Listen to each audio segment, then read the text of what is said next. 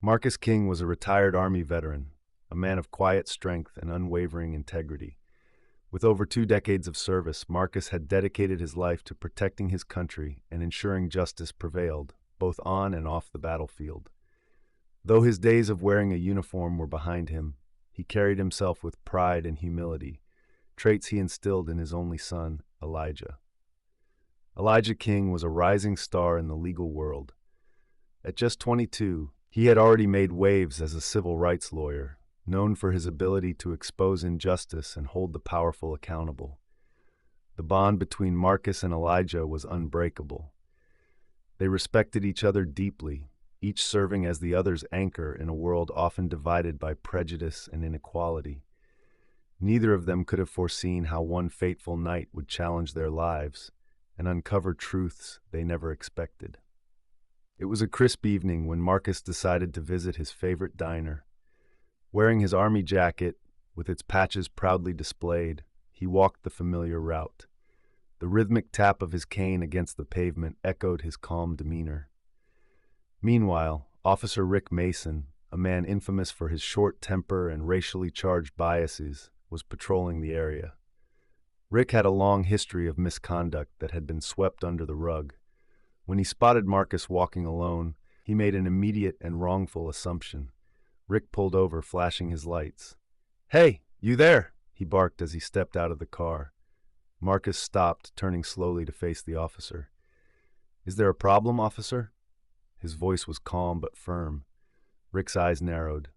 "Where are you headed this late? Show me some ID." Marcus hesitated but complied, pulling out his wallet. "I'm a retired Army veteran, just heading to the diner." Rick didn't care. He saw the Army jacket as a challenge to his authority, not a symbol of honor. "I didn't ask for your life story," he snapped, grabbing Marcus's arm aggressively. Instinctively, Marcus pulled away. Rick's temper flared, and without warning, he struck Marcus hard across the face. The impact sent Marcus sprawling to the ground, his head hitting the pavement with a sickening thud. Rick panicked but radioed in a fabricated report about a hostile suspect. Marcus was rushed to the hospital, unconscious and in critical condition. When Elijah received the call, his world came crashing down. He rushed to the hospital where he found his father in a coma, hooked up to machines. The sight of Marcus, the strongest man Elijah knew, lying motionless, filled him with both sorrow and rage. Elijah vowed to uncover the truth. As a lawyer, he knew the system inside out, and he knew how to expose its flaws.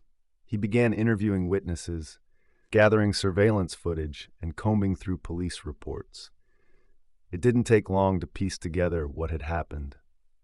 The security footage was damning. It showed Rick initiating the unprovoked attack, confirming Marcus had done nothing wrong. As Elijah delved deeper, he uncovered something else, something unexpected.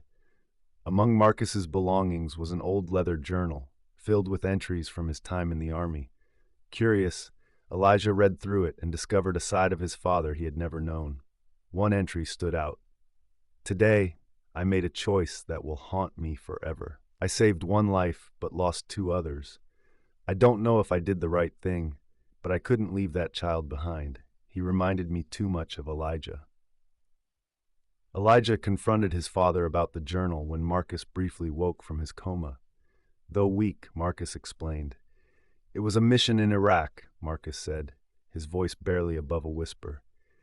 "We were ordered to evacuate, but there was a boy trapped in a building. I disobeyed orders to save him. 2 of my men died covering for me. That guilt has stayed with me all these years." Elijah listened, tears in his eyes. "Dad, you saved a life. That boy might not have lived otherwise." Marcus looked away. "I've always wondered if I deserved the honor people see in me. That doubt has stayed with me." As Elijah prepared his case against Rick Mason, he received an unexpected call.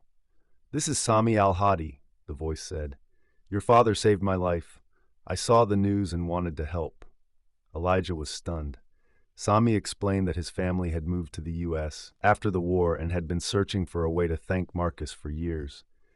Now, with Marcus's case in the public eye, Sami wanted to testify about Marcus's heroism.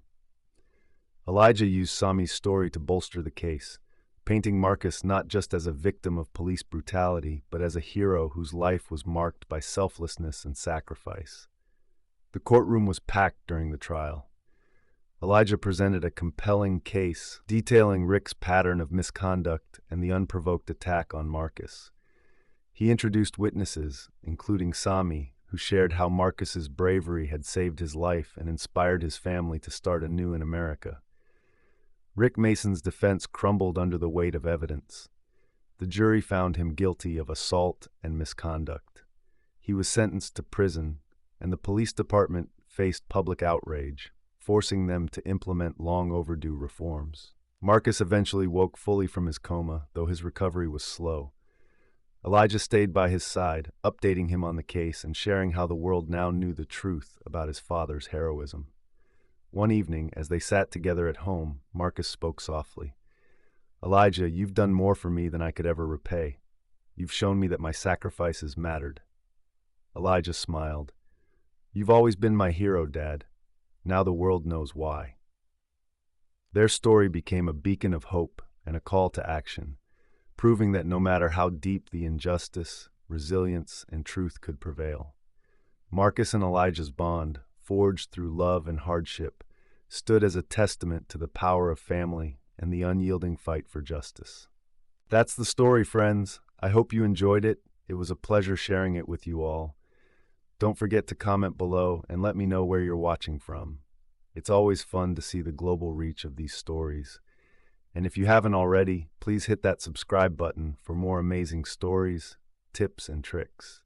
Thank you for watching, and I'll see you in the next one. Bye.